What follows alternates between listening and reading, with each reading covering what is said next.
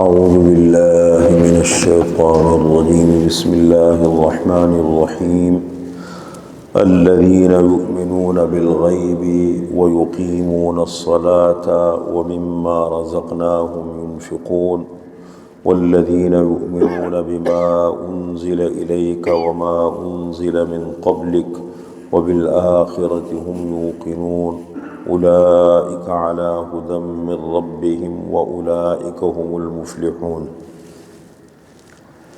سب سے پہلے ہم نے الف لام میم کے بارے میں بتایا آپ کو، پھر ذالک الکتاب لا ریب فیہ کے بارے میں بتایا، کل ہم نے ھدی للمتقین کے بارے میں ذکر کیا۔ ھدی للمتقین، یہ قرآن کریم ہدایت متقین کے لیے، متقین کا معنی بتایا سب۔ اب دیکھیں تین باتیں آج ذکر کریں گے۔ سب سے پہلی بات تو یہ ہے کہ متقین کے 5 اوصاف اللہ نے ذکر کیا، علامات۔ دیکھیں، ایک ہے تقویٰ کا معنی اور مفہوم، جو میں نے کل آپ حضرات کے سامنے ذکر کیا ہے۔ تقویٰ کا معنی کیا ہے، لغوی معنی کیا ہے، اس سے مراد کیا ہے، تقویٰ کے درجات کیا ہے، بڑی تفصیل سے میں نے آپ کے سامنے ذکر کی ہے۔ ایک ہے تقویٰ کے علامات۔ کیا مطلب؟ ہم جب قربانی کرتے ہیں نا عید کے دنوں میں، تو قربانی کے اندر اصل مسئلہ ہے جانور کی عمر۔ اب عمر کا تو ہر آدمی کو اندازہ نہیں ہوتا، پتہ بھی نہیں لگ سکتا، کسی کا تجربہ بھی نہیں ہوتا، وہی لوگ جنہوں نے جانور پالے ہیں وہی بتا سکتے ہیں۔ تو ایک جانور کی عمر ہے اور ایک اس کی علامت ہے۔ اصل مسئلہ عمر ہے اور علامت کیا ہے؟ دانت ہے۔ ہم دانت دیکھتے ہیں کہ دیکھو اس کے دانت پورے ہیں تو کہتے ہیں یہ قربانی کے قابل ہے جانور۔ تو اسی طریقے سے اصل تو ہے تقویٰ کا معنی اور مفہوم، جو میں نے آپ کے سامنے ذکر کیا۔ اس کی علامات، نشانیاں کیا ہے؟ 5 علامات اللہ تعالیٰ نے یہاں بیان کی ہیں۔ پہلی علامت متقین کی کیا ہے؟ نمبر 1، الذین یؤمنون بالغیب۔ متقین وہ لوگ ہیں جو غیب پر ایمان لاتے ہیں، غیب پر یقین رکھتے ہیں۔ اب دیکھیں، 2 باتیں سمجھنے کی۔ قرآن کریم کی تفسیر جب ہم کرتے ہیں نا، ایک ہے قرآن کریم کے الفاظ، اس کا پڑھنا مستقل عبادت ہے۔ کبھی کبھی ہم معاشرے میں سنتے ہیں، نئے اسکالر آ جاتے ہیں، کہتے ہیں قرآن تو اصل اترا ہے، پیغام ہے، ان کو سمجھنا چاہیے، حافظ بنانے کی کیا ضرورت ہے، الفاظ کی کیا ضرورت ہے۔ یہ بہت کمزور جملہ ہے، یہ ناسمجھی ہے۔ قرآن کریم کی تلاوت مستقل عبادت ہے، اور اگر آپ ان احادیث کو اٹھائیں یا قرآن کریم کی ان آیات کو اٹھائیں جس میں قرآن کریم کی تلاوت کی فضیلت، آپ صلی اللہ علیہ وسلم کے کاموں میں ایک مستقل کام یہ ہے کہ اللہ کی آیتیں لوگوں کو سنانا، قرآن کی آیتیں، اس کو کہتے ہیں تلاوت۔ لفظ تلاوت کا مطلب یہ ہے الفاظ کی تلاوت کرنا، اور جب ہم معنی اور ترجمہ کرتے ہیں اس کو تعلیمی کتاب کہتے ہیں، وہ الگ عنوان ہے۔ قرآن نے دونوں کو الگ الگ ذکر کیا ہے۔ تو سب سے پہلے تو الفاظ ہے، پھر ان الفاظ کا ترجمہ ہے۔ جیسے میں کہتا ہوں کہ ھدی للمتقین، ہدایت متقین کے لیے، یہ ترجمہ ہو گیا۔ متقین کون ہے؟ الذین یؤمنون بالغیب، جو غیب پر ایمان لاتے ہیں، یہ ترجمہ ہو گیا۔ اب اس کی تفسیر میں کرتا ہوں۔ تفسیر کیا ہے؟ متقین کس کو کہتے ہیں، متقی کا معنی کیا ہے، متقی کا مفہوم کیا ہے، متقی کے درجات کیا ہے، تقویٰ کے درجات کیا ہے، متقین کی علامات کیا ہے، یہ اس کی تفسیر ہو گئی۔ تو سب سے معتبر تفسیر قرآن کریم کی، جب ہم قرآن کریم کی تفسیر کریں گے تو سب سے پہلے اس کے لیے کچھ اصول ہے۔ جیسے دنیا میں ہر چیز کے اصول ہے، اللہ نے اپنا کتاب نازل فرمایا، کتاب اتاری ہے، اور اللہ کے نبی، تو اس کے لیے اصول ہمیں دیے گئے ہیں۔ ہم یہ نہیں ہے کہ اپنی عقل کی بنیاد پر ہم ہر چیز کریں، بلکہ کچھ اصول ہے۔ تو ان اصول کی بنیاد پر سب سے معتبر تفسیر وہ ہوتی ہے، سب سے معتبر تفسیر، کہ خود قرآن اپنی تفسیر بیان کرے۔ ایک جگہ قرآن کریم میں اجمال ہے، مختصر ہے، دوسری جگہ قرآن کریم نے اس کی تفصیل بیان کی ہے۔ اور اس کی دو صورتیں، ایک ہے تفسیر القرآن بالقرآن متصلا اور ایک ہے تفسیر القرآن بالقرآن منفصلا۔ متصلا کا معنی قرآن کی تفسیر کرے فوراً، جیسے یہاں میں بتا رہا ہوں ابھی۔ متقین کون ہے؟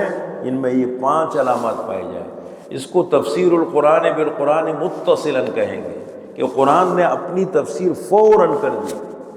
اور ایک ہے تفسیر القرآن بالقرآن منفصلا کہ قرآن ایک جگہ ایک بات ذکر کرے، کہیں دوسری جگہ اس کی تفسیر ہو، جیسے اہدنا الصراط المستقیم، اے اللہ چلا دیجیے ہمیں سیدھے راستے پر، صراط الذین انعمت علیہم، راستہ ان لوگوں کا جن پر تو نے انعام فرمایا ہے۔ اب کون لوگ ہیں جن پر اللہ نے انعام کیا ہے؟ وہ ہے کون؟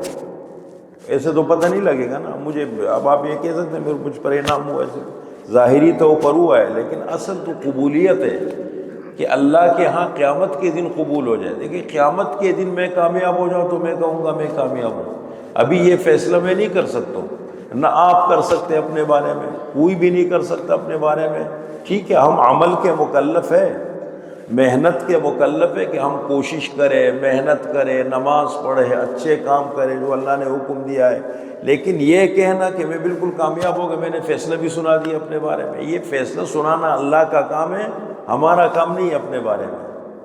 تو اسی طریقے سے اب کون ہے منعم علیہم جن پر اللہ نے انعام فرمایا؟ فرمایا وَمَن يُطِعِ اللَّهَ وَالرَّسُولَ فَأُولَٰئِكَ مَعَ الَّذِينَ أَنْعَمَ اللَّهُ عَلَيْهِم مِّنَ النَّبِيِّينَ وَالصِّدِّيقِينَ وَالشُّهَدَاءِ وَالصَّالِحِينَ۔ 4 قسم کے لوگ ہیں جن پر اللہ نے انعام فرمایا۔ انبیاء کی جماعت ہے، اس میں تو کسی کا شک ہی نہیں ہے، نبی تو ہم بن نہیں سکتے، وہ تو اللہ کی طرف سے، اور سلسلہ آپ صلی اللہ علیہ وسلم پر ختم ہو گیا۔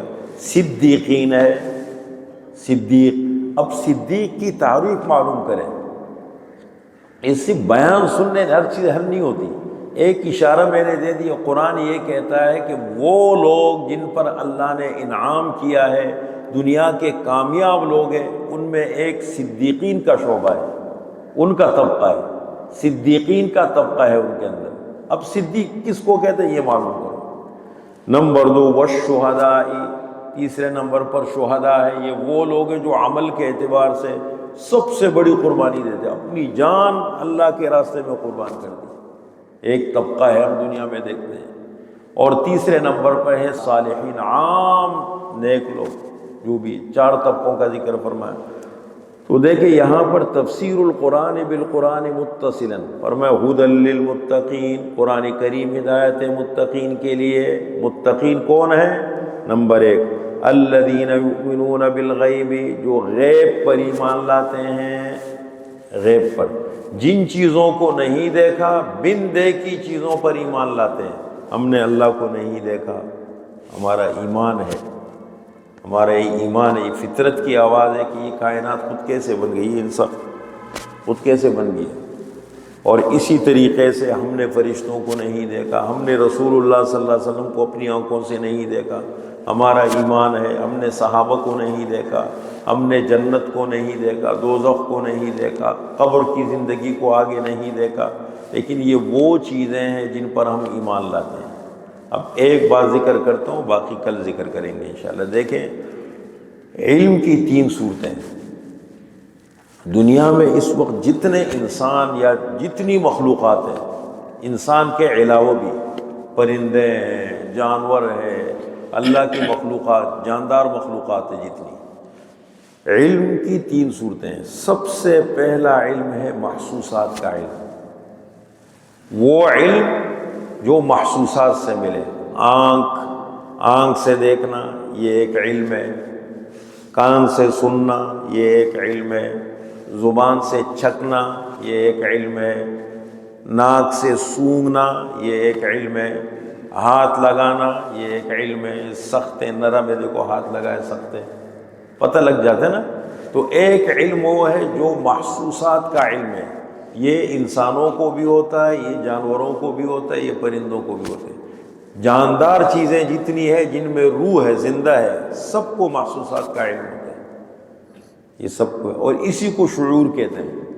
محسوسات کے علم کو شعور کہتے ہیں۔ اس کے لیے عقل نہیں ضرورت نہیں ہے، بس یہ 5 چیزیں ہونی چاہیے: آنکھ، کان، ناک، زبان، ہاتھ۔ ایک علم یہ ہے۔ اس کے بعد ایک اور علم شروع ہوتا ہے جس کو کہتے ہیں معقولات، معقولات کا علم، جس کا تعلق عقل کے ساتھ ہے۔ جہاں محسوسات کی انتہا ہوتی ہے وہاں عقل شروع ہو جاتی ہے۔ بہت ساری چیزیں ہیں کہ دیکھیں، اب میں یہ دیکھتا ہوں یہ پلائی کس نے بنائی، کس چیز سے بنی ہے، یہ قالین کس چیز سے بنا ہے، یہ فلاں، یہ پتھر کہاں سے آیا ہے، یہ کلر کیسے بنا ہے۔ ایک عقل کا استعمال ہے۔ یہ پھر کس کو ہے؟ انسانوں کو ہے، جنات کو ہے، جو عقل والی چیزیں ہیں، جن کو اللہ نے عقل دی ہے ان کو معقولات کا علم ہوتا ہے۔ اسکول، کالج، یونیورسٹی میں جتنے علوم ہم حاصل کرتے ہیں یہ معقولات کا علم ہے۔ انگریز اس وقت دنیا میں جتنی ترقی کر رہے صرف معقولات تک ہے، معقولات کی دنیا میں رہتے ہیں، بس اسی میں رہ کر یہ علم حاصل کرتے ہیں۔ اسکول یہ روزگار کا علم ہے، علم معاش ہے۔ پھر یہ اس علم کے بعد ایک اور علم شروع ہوتا ہے، اس کو کہتے ہیں مغیبات کا علم، الذین یؤمنون بالغیب۔ مغیبات کا علم وہ صرف اہل ایمان کے پاس ہے۔ جتنا ایمان مضبوط ہوگا غیب کے اوپر اتنا آدمی پکا مومن ہوگا، جتنا غیب پر۔ اب کیا پتہ ہے کہ دیکھیں کسی کو کہ اللہ سب کرنے والے ہیں، کیسے کرنے والے ہیں؟ جب اللہ کرنے پر آتے ہیں، ہمارے کہنے پہ نہیں کریں گے کہ اللہ میرے مشوروں پہ چلے، غزہ میں کیا ہو رہا ہے، کیوں ہو رہے ہیں، اللہ کی حکمتیں ہیں، اس کے پیچھے کیا ہے میری اور آپ کی سمجھ سے باہر ہے۔ بھئی یہ تھوڑی اللہ تعالیٰ دیکھو امتحان لیتے ہیں، چیک کرتے ہیں، پھر اللہ کے لیے سارے وسائل اسباب منٹوں کا کھیل ہوتا ہے، کچھ بھی نہیں۔ ایک آرڈر آتا ہے، سپر طاقت ہے، وہ ٹکڑے ٹکڑے ہو جاتے ہیں، سارے وسائل جو ہے نا وہ ختم ہو جاتے ہیں۔ تو یؤمنون بالغیب، ایمان بالغیب جتنا زیادہ مضبوط ہوگا اتنا آدمی پکا مومن ہوگا۔ یہ پہلی صفت ہے۔ متقین کی پہلی صفت کیا بیان کی؟ پہلی علامت، پہلی صفت فرمایا قرآن کریم ہدایت ہے متقین کے لیے۔ متقین کون ہیں؟ الذین یؤمنون بالغیب، جو غیب پر ایمان لاتے ہیں۔ یہ پہلی علامت ہو گئی۔ 4 علامات اور ہیں جس میں انشاءاللہ کل گفتگو کریں گے۔